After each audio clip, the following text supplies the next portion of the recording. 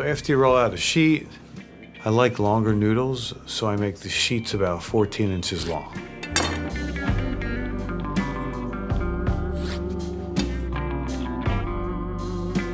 Once I have the sheets, I layer each of them with a little bit of flour.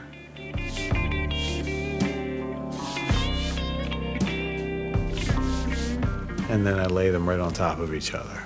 Once I lay them right on the top of each other, I fold them in half, and then I flour it up again, and then I fold that in half again.